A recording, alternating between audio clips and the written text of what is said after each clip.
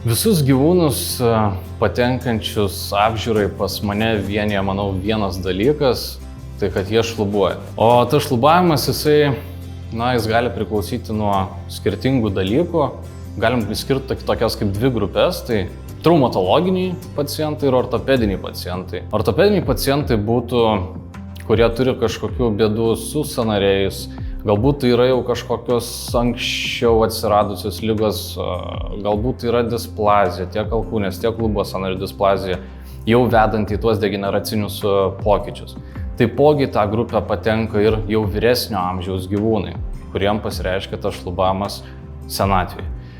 Trauminiai gyvūnai, tai manau, jau ir tas pats jų pavadinimas nusako, kokie tai gyvūnai, kurie patyrė kažkokį sužalojimą, kuris vedė į ortopedinę problemą. Pavyzdžiui, tai galėjo būti autotraumą patyręs gyvūnas, kuriam lūžo kaulai. Lūžt galėjo irgi bet kas, gali lūžti dubuo, gali lūžti priekinių kojų, petikaulis, dilbio kaulai, pirštakauliai ir taip toliau. Taip pat galime priskirti į tą pačią grupę gyvūnus su raiščių trūkimais. Iš tikrųjų, gyvūnų ta amplitudė, kuri veda prie šlubavimo, yra tikrai nemaža. Ir kokių dažniausiai pasitaiko, tai net sunku būtų ir išskirti, nes įvairovė plati. Nuo ko mes pradedam? Pradedam nuo pokalbio, išsamaus pokalbio su savininku, kas nutiko, ką pastebėjo, kada pastebėjo.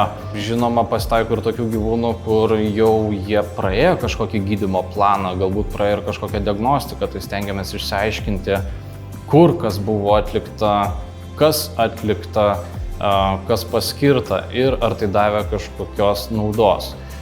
Po pašnekesio mes įsivertiname gyvūno eiseną, pasižiūrime, kaip atrodo būtent tą dieną atvykęs gyvūnas į kliniką, kuria koja šlubuoja, kaip šlubuoja, nusistatome laipsnį ir tuomet jau judame prie apžiūros prisilietus.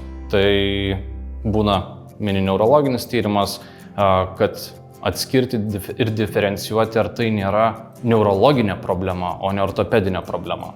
Jeigu tai vis dėlto išlieka ortopedinė problema, tai liekame jau ir prie ortopedinio tyrimo. Pasižiūrime tiek ir amplitudę, tiek ir bendrą simetriškumą, atliekame visokias manipulacijas, testus. Jeigu matom, kad toliau mums reikia aiškintis kas kur kaip, tada jau eina tolimesnė diagnostika. Diagnostikos galimybės šiai dienai yra ganėtinai plačios.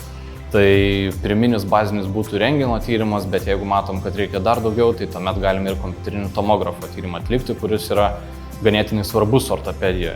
Aišku, neurologiniams pacientams taikomas daugiau jau yra magnetinio rezonanso tyrimas. Jau turint tą visą diagnozę, galime toliau planuotis gydymą. Tai gydymas gali būti konservatyvus, gali būti chirurginis.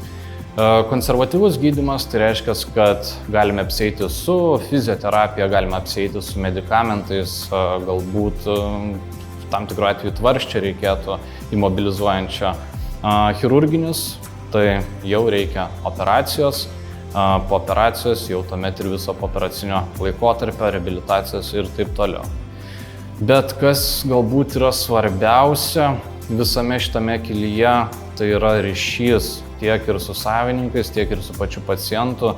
Yra svarbu gal tas bendras supratimas, su kuo mes turime reikalų, kas per problema, ką mes turime tvarkyti ir koks laukia kelias. Tai galbūt tas aiškumas, ko tikisi savininkas, ko tikisi gydytojas ir to bendro kompromiso radimas.